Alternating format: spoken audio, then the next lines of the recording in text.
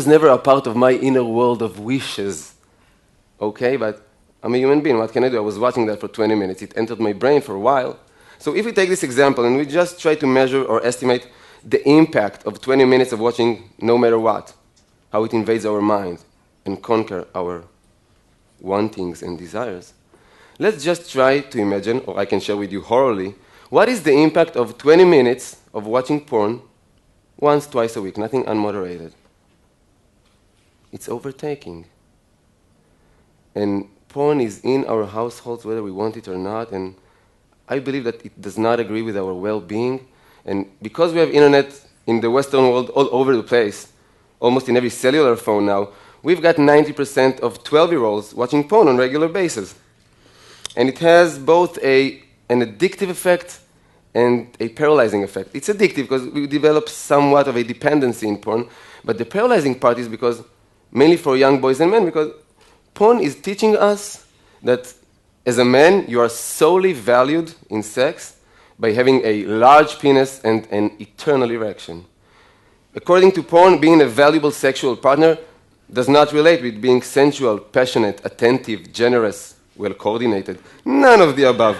It is all about large penis and eternal sunshine, which we don't possess. So boys become paralyzed, and if they don't become paralyzed by watching porn, very often they turn into imitators of what they saw, which means they become aggressors.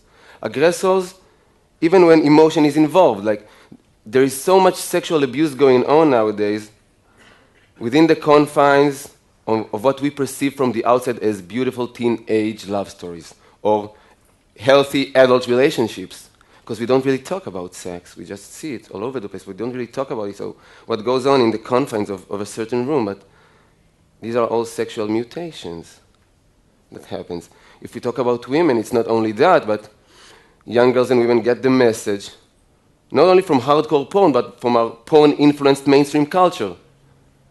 Have you seen any Miley Cyrus, Lady Gaga video clip, commercials? That's porn with clothes on it. So girls get this notion that if you want to be worthy of love, first and foremost, you have to be worthy of sexual desire.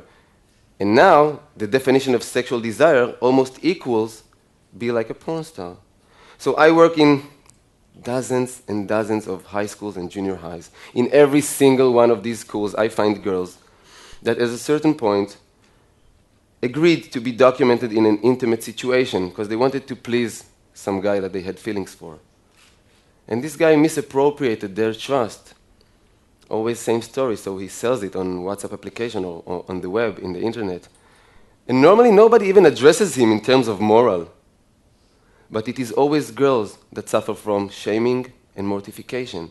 They can change school, they drop out normally, change school, move to another city, and still be haunted on social networks.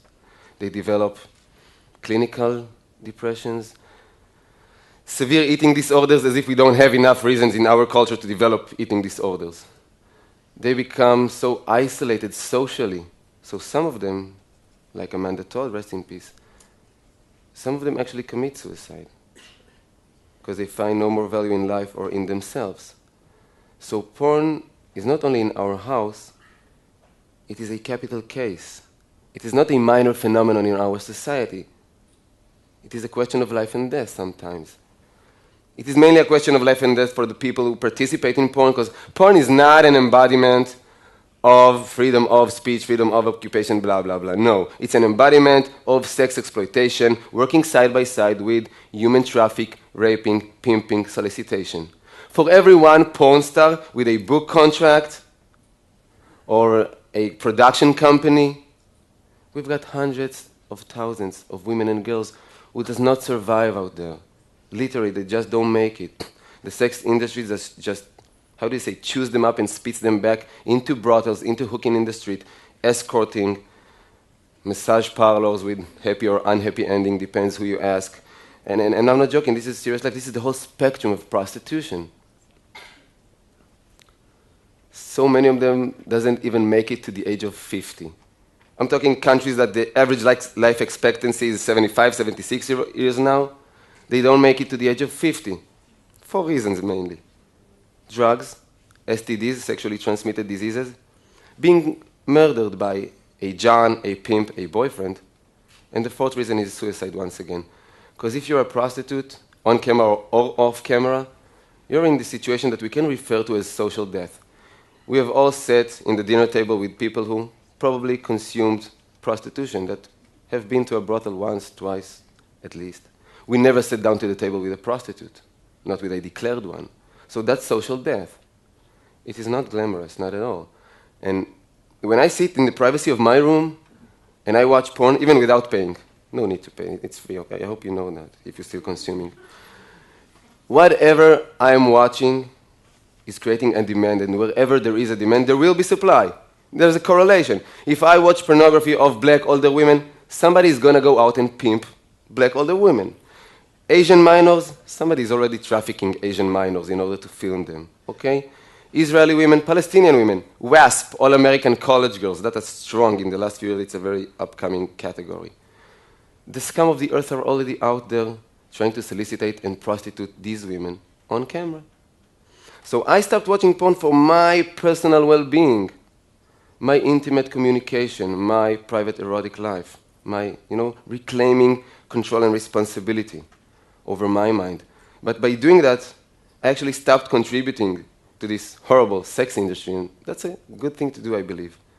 And I would really like to propose that notion of physically and emotionally safe sex. Emotionally safe sex. It does not mean going back to be conservative or unliberated sexually. I'm all for sexual freedom. It just means that we need to put genderial hierarchy aside, subordinates aside, and bring back in, let's just say, laughter as a critical mass for intimacy. Two souls, two humans, two souls alone in private. Can they please have a laugh together? I don't care if they know each other for a decade or for an hour. If two souls alone in a room does not manage to have a laugh together, what good could possibly grow there, sexual and non-sexual? That's emotionally safe sex. I've got so many things I really want to share with you, but I feel like my time is almost up. So I just really want to ask for us to speak about these issues more, because I strongly feel that our history of silence never did us any good, because silence only perpetuates more silence, while talking normally gives birth to more talking, more sharing, more identification, more awareness, more change. Small change in our small, humble life, but real change, a true one, emotionally safer. Thank you for listening.